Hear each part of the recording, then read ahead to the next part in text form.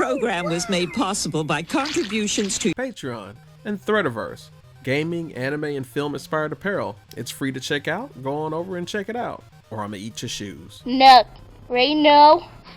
Oh my god, she's very bad. Onward. This is the first animated movie of the decade, and if you hit me with that whole, well, the 2020, it's the end of the previous decade, I will find you, and I will ban each and every one of your RuneScape accounts. Pixar has a pretty sexy track record with the movies that they make. They make movies that make you cry through your eyes, while Elastigirl makes you cry through your... Yes. They really get you in touch with your humanity. Great stories, great dialogue, none of that pandering or focus tested dumpster fire, zero passion, formulaically designed to squeeze as much revenue from gullible people as efficiently and as quickly as possible by pandering to every general. Whoa, just take it easy, man. So going into this, I have some raised expectations. Maybe we get something along the lines of Inside Out, a story teaching you that you don't have to focus on forced positivity, that you need to show other emotions and it's completely fine to do so. Or maybe a Finding Nemo, teaching a father that he has to be willing to trust his child to be able to take care of himself or herself. Or Up, a story that teaches you how to move on from painful tragedies. You're probably getting the vibe that I think highly of Pixar, and well, let's see if Pixar lives up to that. Alright? Let's get down to... No, unacceptable. The story is about two brothers that just so happen to lose their father as he passes on to the next life. Except, not quite. They both live with their mom, but after the original father went to live on a farm upstate for a little while. As it turns out, the previous dad gave mom a spell to be able to bring him back if he passes. I guess that would make that an all-day Disney pass. But while dad is away, mom will go out and go play. She ends up getting together with some dopey horse cop, probably because he's hung. Also, while I'm on this, why can she get it? Why is mom so by her being thick? Look at the wall. Look at the walls. What do they remind you of? Anything in particular? I'll tell you one thing that they remind me of. Nice, juicy, moist turkey slices. Also, did I mention mom is kind of a badass? Mom's a badass.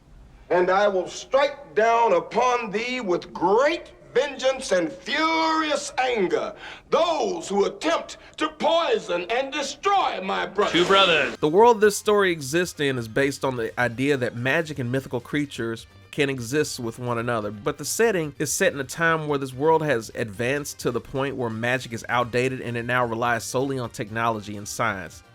Yeah, Mr. White.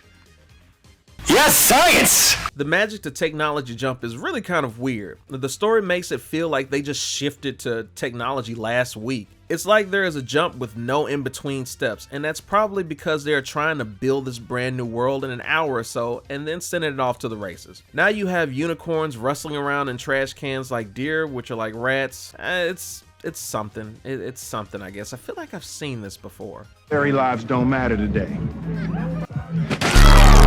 I'm a big fan of immersion and world building. One of the best things about Pixar movies is that it captivates you. It makes you fully invest in the world from great to even the smallest details.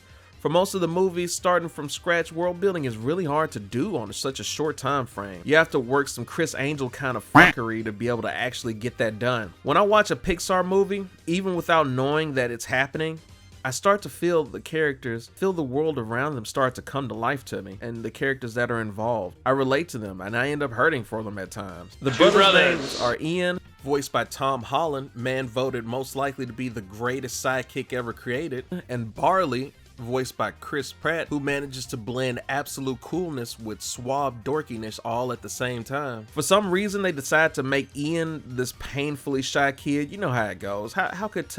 He could take anyone's girl, but for some reason or another, he's just shy. The whole cliche, stutters, trips over his own words. They don't set up an actual reason or anything on why he does it. He just does it.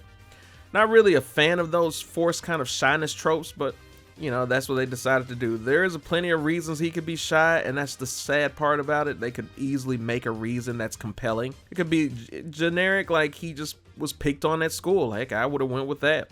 Could have been he saw something horrified as a child, or he was treated like crap growing up. I'm not really a fan of forced shyness. Or you could have even taken a step further. Could have given him like an anxiety disorder. Pixar, this was up your alley. This would have been a T-ball strike for you. You could have easily knocked this out of the park, but you you whiff.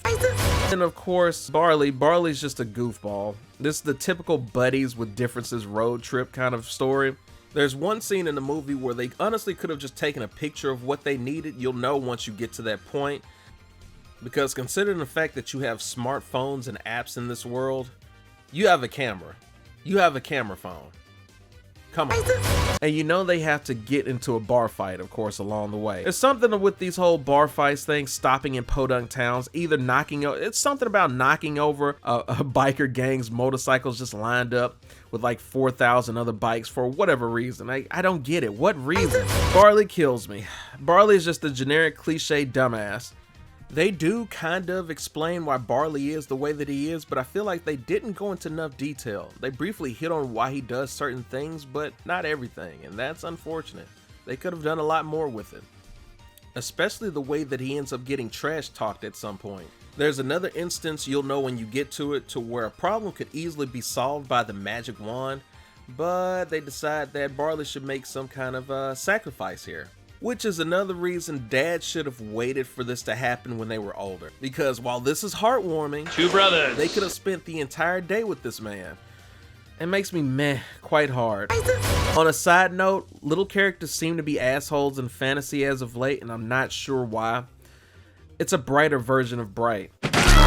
Then we have the Manticore, the being that was charged with protecting magical objects within this universe back into the magic heydays, I guess if you want to say that. Now she owns a franchise, and it feels again like evolution of society took place over spring break or some shit. Speaking of wasted potential, this movie about magic and magic is really barely in this movie.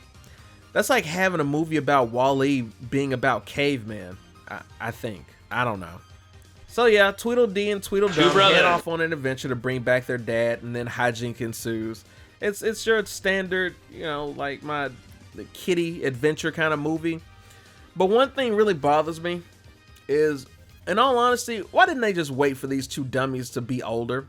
This could have went a lot more smoother. Now, of course, you know, if they waited till it was older, it wouldn't be wacky. It would just be pretty standard. It'd be like going to the store and picking up some eggs or whatever. But my problem is making the world and the characters seem believable. That should be top priority. I want things to make sense within that world. It don't have to make sense as in relation to this world, but it has to make logical sense. Like, people have to do certain things because X happened.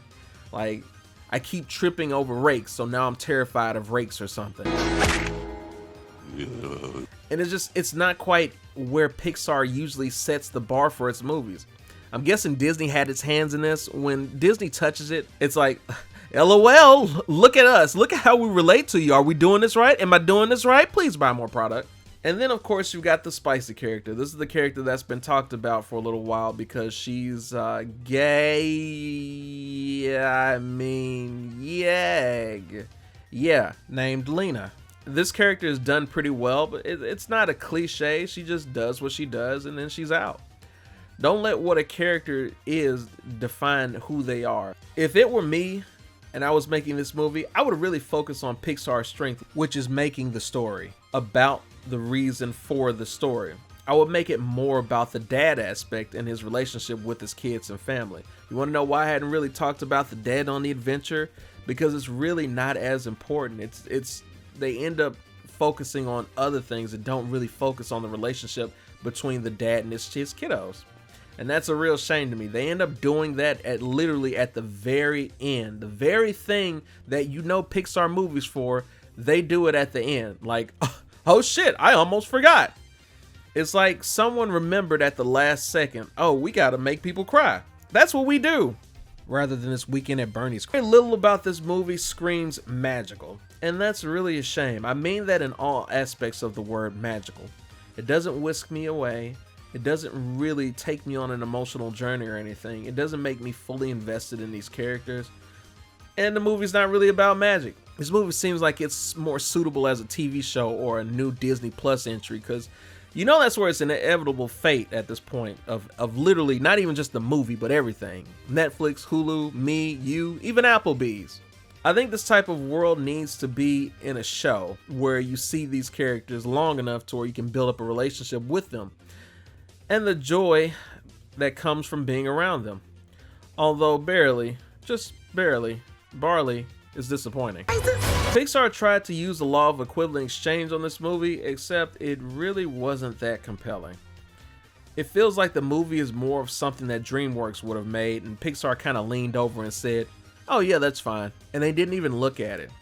It's a kind of fun movie, a kid's movie kind of focused on being E for everyone. It doesn't do anything too adventurous. It's an unbridled meh. I also didn't hate myself or cringe like I was watching a 3 a.m. dark web video, so that's always nice too. And that's why I'm rating this 2 brothers out of 5. Hey, thank you for sticking away all the way through. Sticking away, god damn it. Thanks for sticking around throughout the entire review. I appreciate you greatly. You have no idea. For anybody to actually listen to me and give a crap what I'm saying, I'll do it all the way through, or you probably were just doing something else and you were distracted and you just let the video just play on out. That's how it usually goes. But I appreciate you all the same. You are a beautiful person if you have made it this far. I have a Patreon, because I'm poor, but I really want to make more stuff. Tiers start as low as $1 a month. If you want to support the channel and want to support what I do and hear even more stuff, you're welcome to do so. If that is not your cup of D, God man, I can't speak for crap right now. That is completely fine. Threadiverse.com, fantastic apparel store. Get yourself a nice tee, a nice tank top, a nice little hoodie. You know, treat yourself. Treat yourself to something nice. Ooh, boy, my throat is dry. Like, comment, dislike if you didn't. Subscribe if you will. And with that said, have yourself a damn good one. My leg is asleep. It hurts a lot.